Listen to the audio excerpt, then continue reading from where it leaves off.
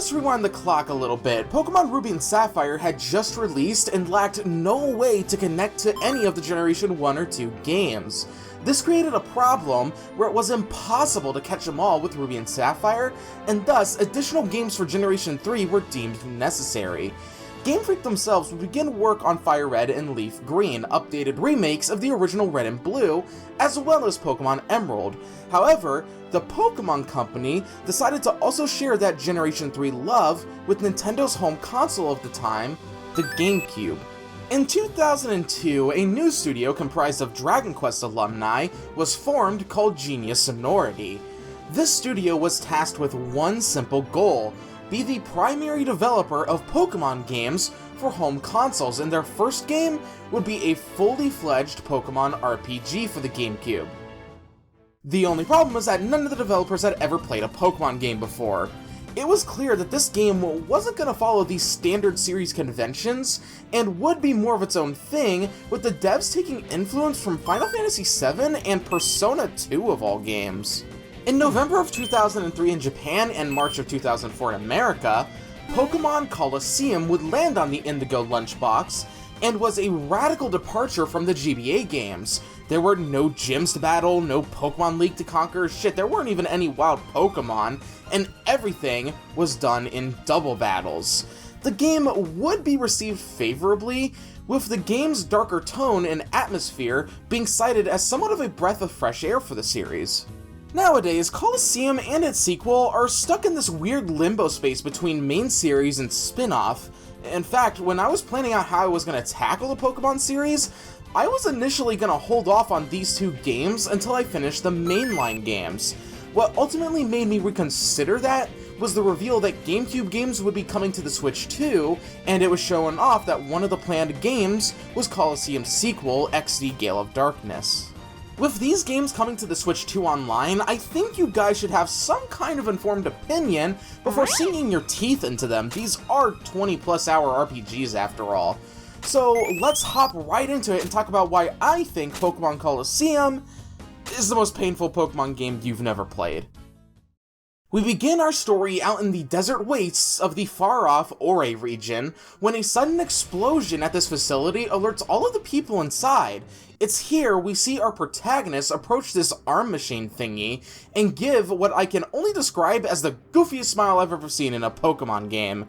You can name this guy whatever you want, but canonically, he's called Wes.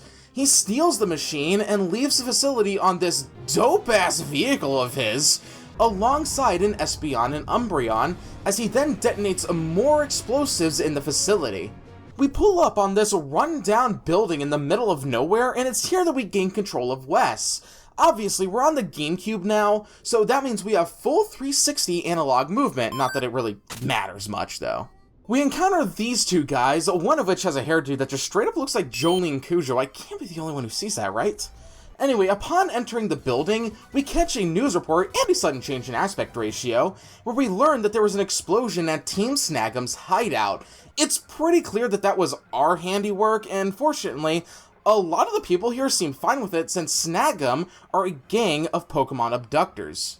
As we try to leave, this guy named Willy will stop us and ask us to a battle. It's here we are introduced to what you'll be doing all the fucking time in Colosseum: double battles. First off, the Pokemon battles of this game are identical to how they function in the GBA titles, just in 3D now. Although, instead of starting off with one level 5 Pokemon, we get two Pokemon to start off with, a level 25 Espeon and a level 26 Umbreon. While only certain Pokemon can be caught in the game, every Pokemon from Generation 1, 2, and 3 are present and are fully modeled with very lively animations to boot. Granted, all of the Gen 1 and 2 Pokemon have had their models ripped right out of the Stadium duology on the Nintendo 64, and while the Gen 2 Pokemon tend to look fine, some of the Gen 1 Pokemon just look ugly when put up against the new Generation 3 models. I think the biggest offender, in my opinion, is Machamp. I mean, just look at him, his sock puppet mouth, he looks like a Muppet. Willie suggests that we head to Phoenix City to test our skills in battle, so we tick him up on that and ride out. This also shows another huge difference with Colosseum. We don't have routes that connect the various areas of the game together. Instead, we select our destination on the world map and roll out. And this does lead to an issue that I have with the game, but I'll save that for later. Anyway, when we reach Phoenix City, we bump into those two guys from earlier carrying a sack that very obviously contains a person inside, and after kicking their asses, they flee, as we and the townsfolk nearby open up the sack only to find this girl. You can also name her however you'd like, which is kind of funny to think about. Like, oh hey, I found this random girl, that means I get to name you now. But canonically, her name is Rui. She mentions that the reason that they kidnapped her in the first place was because she was able to see a peculiar Pokémon. Okay, now before continuing, I just had to do something about the ever-changing aspect ratio. This is a problem that some games running in the Dolphin emulator can experience, and fortunately, it's a simple fix of just going into the graphics options and changing the aspect ratio from auto to 4:3. Now the game will no longer freak out as I just move in the Pokemon Center. Phoenix City is a very nice place. It very much feels like an oasis out in the desert. There are some trainers to challenge here, as well as a Pokemon Center and a Pokemart, although they don't sell Pokeballs, oddly. We can go talk to the mayor where we encounter these Power Ranger knockoffs. We can also visit the stadium at the back of the city, only to be told to fuck off and leave. As we try to leave, we get stopped by a group of Snag'em grunts who call us a double-crossing traitor, as it's revealed that Wes was a member of Team Snag'em and stole their snag machine for himself. After defending ourselves from the Bald Mafia, we can head back to the outskirts stand and grab some Pokeballs, because this is the only marketplace in the entire Ori region to sell Pokeballs. What? This set off a red flag or two in my head. You mean to tell me that every time I need to get more Pokeballs, I have to backtrack all the way through the area that I am currently in, head back to the outskirts stand, buy more Pokeballs, then head back to where I was? That's so stupid! I can understand some places not selling Pokeballs, but the fact that none of the towns with shops sell Pokeballs is genuinely a dumb decision that just inconveniences the player. Once we visit the mayor and those Power Ranger guys leave, we have to fight the Jolene Cujo cosplayer, who will send out a Makuhita, with Rui telling us that it has a strange aura about it and is more aggressive. Now in the main series game, stealing Pokemon is blocked thanks to ID protection on Pokeballs, but with the snag machine, we can bypass those protections and steal the Makuhita. Afterwards, we have to fight one of the Power Rangers who each have one of the Johto starter's mid-stage evolutions, and as a result, I opted for the Blue Ranger since he has a Croconaw. The Johto starters are also shrouded by this dark aura, which allows us to snag them as well. But you can only choose one for now, but don't worry, the others will be made available later.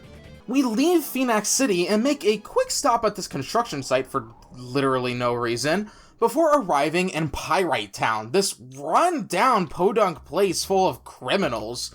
One could say it's the most wretched hive of scum and villainy in all of Ore. We can run around, talk to various people, break into buildings, and fight more trainers who also possess these Pokemon with a dark aura.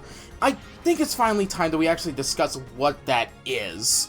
Pokemon with this aura are referred to as Shadow Pokemon. Shadow Pokemon are powerful Pokemon who have had the doors to their hearts closed. Some Kingdom Hearts type shit. Basically, Shadow Pokemon are really cool, especially in concept. In execution, however... Okay, so when you first capture a Shadow Pokemon, they'll only have access to one move, Shadow Rush. It's a decent move that deals decent damage and can hurt any Pokemon type, but it also deals recoil damage, and for a good while, it is going to be the only move your Shadow Pokemon can use. Fortunately, using them in battle and walking around with them in your party will drain their heart gauge. As you clear more of the bar, your Shadow Pokemon will slowly gain back its moveset until the bar is completely depleted. When your Shadow Pokemon is ready to open the door to its heart, you have to purify it. But how do we do that exactly? Well, we gotta wait until around 5 to 6 hours into the game to do that. Until then, your Shadow Pokemon will not level up. What this means is that for the first few hours of the game, you're going to be stuck with underleveled Pokemon, and you can't do a damn thing about it. That's not even mentioning Hyper Mode, which...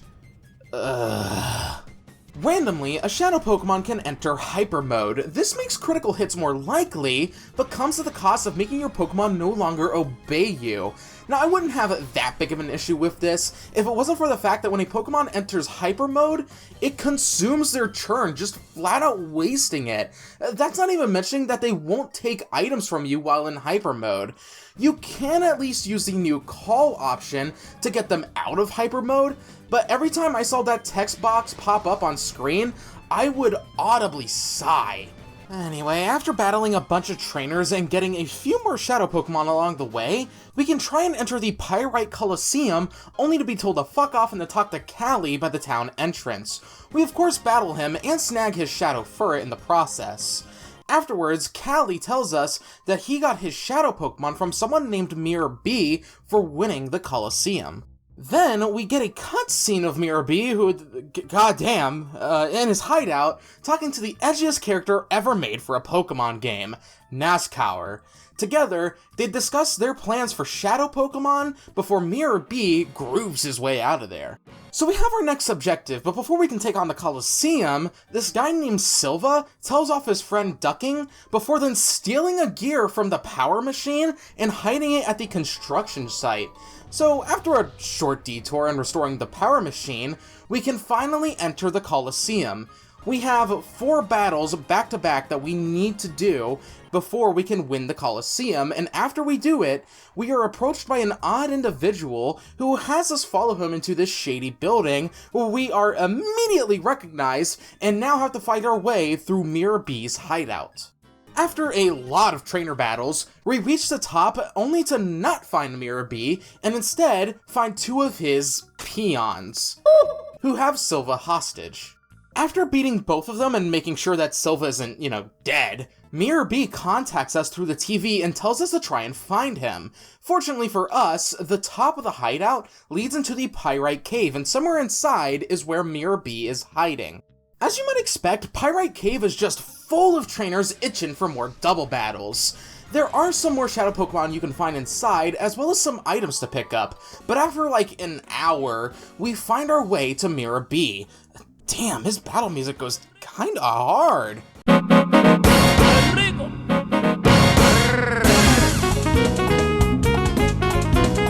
Being the first major boss in the game, Mirror B is a pretty tough opponent, especially if you aren't equipped to take on his 4 fucking Ludicolo. At the end, though, he sends out his Shadow Sudowoodo, which is a tricky Pokemon to catch. I would say save before the fight and catch it now.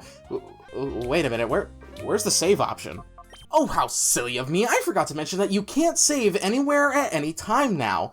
I believe due to memory limitations of the GameCube memory card, they had to make it so that you could only save at a PC storage system.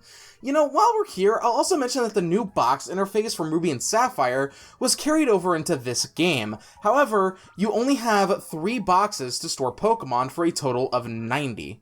With Mirror B defeated, he leaves Pyrite Town in shame as we then rescue a Plusle.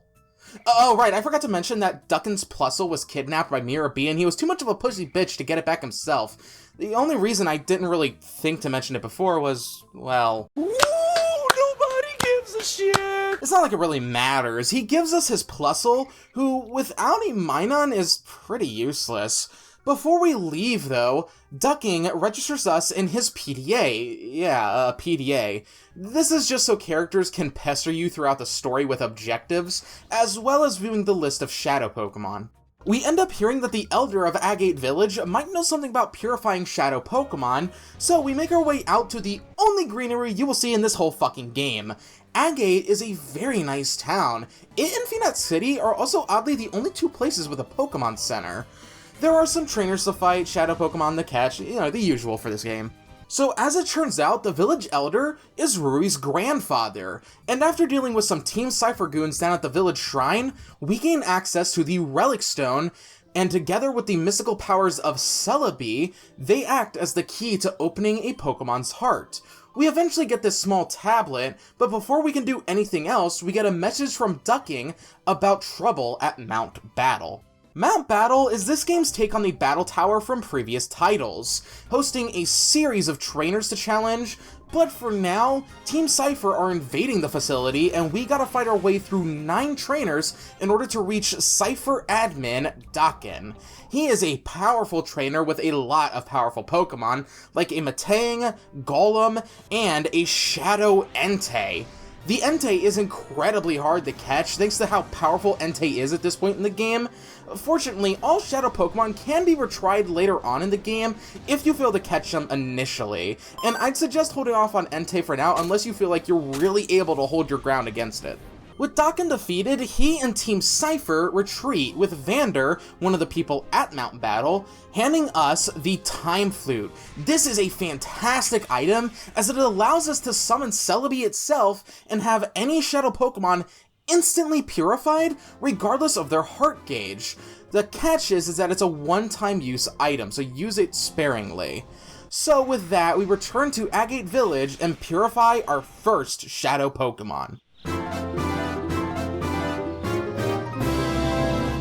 We return to Pyrite Town and visit the jail to talk to the convicts inside to get an idea of where to go next, that being the Under, to which we take this elevator key off of this person and head down to. This place is incredibly dingy and dank. It's here that we need to find the next Cypher admin, Venus, who is around here somewhere. There is a Coliseum here, but we can't challenge it yet.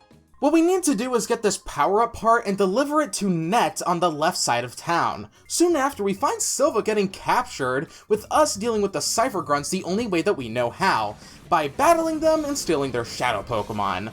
Now, what do we do after that? Well, isn't it so obvious? You go up to the fence and talk to Silva, even though he isn't positioned in a way that gives you the idea that you would be able to talk to him. This definitely didn't cause me to wander around the entire game for like 20 minutes. We eventually get the R-Disc from Silva, which allows us to take this UFO mover and move right, which just so happens to be our path forward. We enter the news building and find Venus, the next admin of Team Cypher. She also uses some powerful Pokemon like a Steelix, a Vileplume, and a Shadow Suicune. By this point, I was feeling pretty confident in my abilities, and tried my luck and actually managed to capture Suicune. After the battle, we chase Venus all the way down to the subway station, which leads us to the Shadow Pokemon Lab. Unfortunately, these two gooners managed to blow up part of the lab, which blocks us from entering the lab completely. Unfortunately for them, one of them was enough of a dumbass to leave their keys to the lab behind, which allows us to go back to the above world and enter the Shadow Pokemon Lab proper. So, do you like double battles? How about running back and forth between here and a Pokemon Center, because that's what you're mainly going to be doing here. All we need to do is get to the next Cypher admin, but it's here, this very area, that I realized that this game was just not clicking for me, and the main reason why was Pokemon battles. I previously praised the GBA Pokemon games for having a fast battle system, to which double battles sped up even further, but in Coliseum, this game loves to eat your time like a temporal cookie monster. Battles are so slow, showing things one at a time and waiting for a Pokemon's animation to finish before moving on. These are very lively animations, as I said before, but did we really need to watch the whole animation play out every fucking time? There's not even an option like in the mainline games to turn animations off. This was also a problem that a lot of people had with Pokemon Stadium 1 and 2, but what further exemplifies it in this game is Shadow Pokemon. Okay, well, not Shadow Pokemon as a whole, mainly just Hyper Mode. This drags an already sluggish battle system to a fucking crawl. I was genuinely getting annoyed with this game's pace, and it doesn't help that the level curve in this is so wonky that the difficulty feels like it's constantly in flux until the end of the game, where it decides, fuck you, here's a massive level gap on your hands.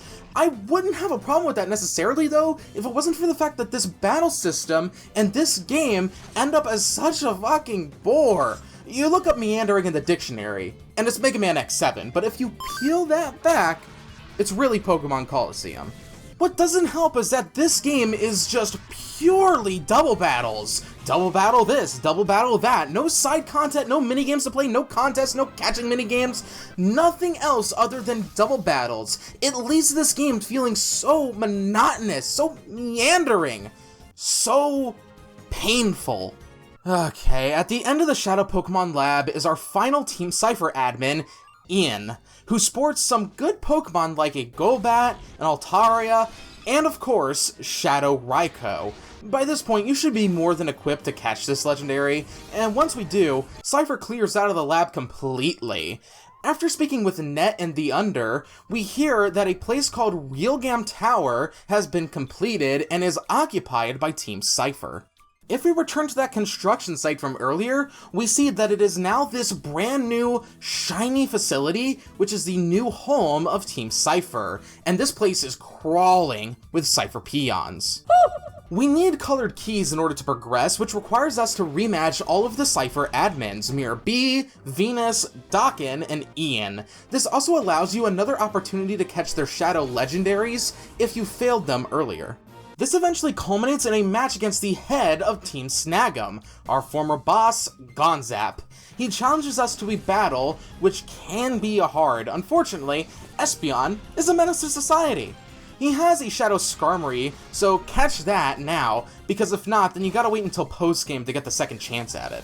With all obstacles out of the way, we take the elevator to the Coliseum, resting at the top of Realgam Tower. We have a rush of trainers to take on here, acting like the Elite Four of other regions. The first few trainers aren't really anything to worry about, although their Shadow Pokemon can put up a fight. And after all 4 trainers have been defeated, we finally get to fight Nazcaur. This fight does feel very intense. Not only does he make use of some supremely hard Pokemon, he also has amazing type coverage thanks to the moves that his Pokemon know. Gardevoir, Walrein, Blaziken, not to mention his ace, Shadow Metagross, which is a menace to catch. Unless you use the one-of-a-kind Master Ball that you got from Rui's grandpa shortly before taking on this gauntlet of trainers. Nazcaur is defeated, but he eventually apologizes for his failure, but to whom, you might ask? Why, none other than the mayor of Phoenix City, who reveals himself as Yves, the leader of Team Cypher. This can be a brutal final battle, as he uses a lot of high-level super powerful Pokemon, such as a Slacking, which he can use Skill Swap on to get rid of its inhibiting ability, but also a Salamence, Scizor, and his ace, Shadow Tyranitar. You are very likely to lose this fight on your first try, and will likely need to grind up more levels. Fortunately, if you do lose to him, you don't have to redo the Gauntlet of Trainers unless you failed one of their Shadow Pokemon, but with enough time, patience, you got a lot of patience, Yves will go down. Everyone surrounds Yves, including the police. However, he plans on escaping via a helicopter, until a familiar cry shoots the helicopter out of the sky in a blaze of fire, as we soon see the legendary Pokemon Ho-Oh fly over Realgam Coliseum, which ends the main game story of Pokemon Coliseum.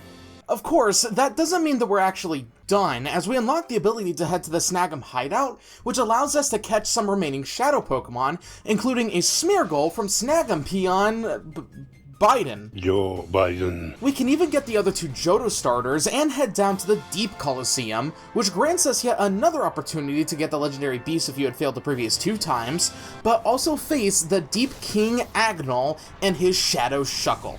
Finally, we can face this dickhead who has been causing trouble while impersonating us. He has a Shadow Togetic, which is our 48th and final Shadow Pokemon to catch, and after that, well, that's literally it. Kind of anticlimactic, but I mean, there is still more stuff to do outside of the story. We can return to the Phoenix Pokemon Center and head down to its basement, which will allow us to connect with any of the GBA Pokemon games and trade with them. Any Pokemon from Gen 3 is able to be traded over, all the way from a measly Bulbasaur to the mythical Deoxys. You can even battle against your GBA games or do quick battles via the main menu. This game also had e-reader support in the Japanese version, which allowed you to get 3 additional Shadow Pokemon, Togepi, Mareep, and Scizor. There's also the Coliseum bonus disc, which primarily existed as an ad for the then upcoming Wishmaker Jirachi movie, but this bonus disc allows you to connect to either Ruby or Sapphire and send over the mythical Pokemon Jirachi, or in the Japanese version, the mythical Pokemon Celebi, which, fun fact, this is the only way to get both of these Pokemon in Generation 3 nowadays, unless you either hack them in, or use a fan-made distro-ROM, which requires using something like an EverDrive to use on real hardware. Wait, forgot, some versions of Pokemon Channel also have Jirachi. I think that's only in Europe, though. Pokemon Channel's a weird-ass game. You guys ever played it? I do. I hate it. Not a good game. There is one final thing. Mount Battle. This is the true challenge of Coliseum. 100 back-to-back battles with one hell of a reward awaiting you at the top. But in order to claim that reward, we'll need to have purified all 48 Shadow Pokemon first, as well as use only the Pokemon that we've caught in this game. You cannot use Pokemon traded over from the GBA titles or it won't count. Okay, so first of all, I opted to use a different team for this, using Suicune and Raikou as my frontrunners, with Metagross, Espeon, Flygon, and Tyranitar serving as backup. You don't mean to go as aggressive as I did, though, but still, better safe than sorry. Starting off, battles are very easy, with the first 20 trainers using unevolved Pokemon, with the difficulty slowly ramping up after. The challenge breaks itself up into 10 areas, with the area leader awaiting you at the end of each, who are likely to be the most challenging trainers you'll encounter.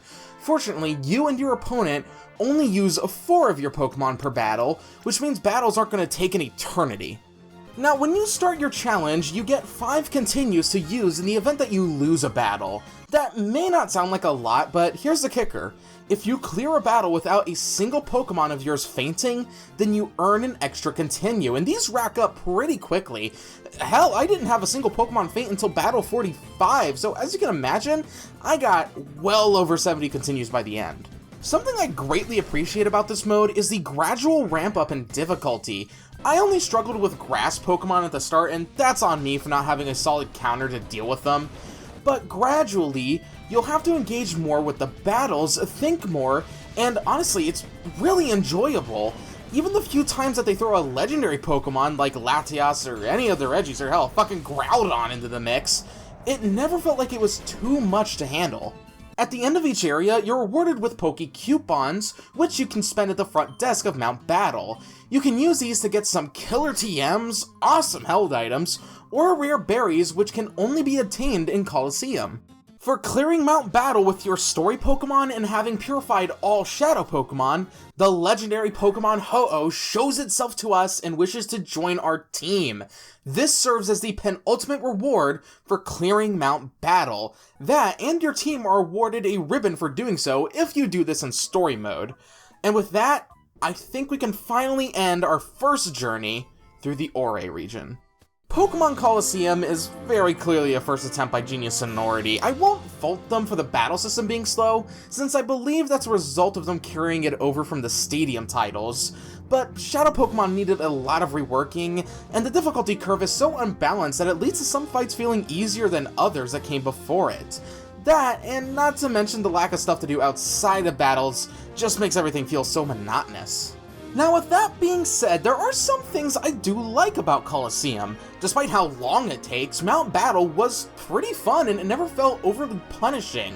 Animations, while long, are nice to look at, and the models for the new Gen 3 Pokemon are superb. It ultimately doesn't change the fact, though, that in order to reach that good stuff, you gotta sit through one of the most painful experiences in the series. Only play Coliseum if you're interested, because otherwise, Coliseum ain't for you. Well, that was frustrating. But at the very least, I do now have a completed save file of Coliseum that I can force fuck onto my Wii. Anyway, it seems Genius Sonority wasn't done just yet, as a couple years later, they would release the sequel to Coliseum, Pokémon XD Gale of Darkness. Subscribe to the channel if that sounds fun to you, and leave a like and a comment should you choose. And with all of that said, have a great day or night. Peace.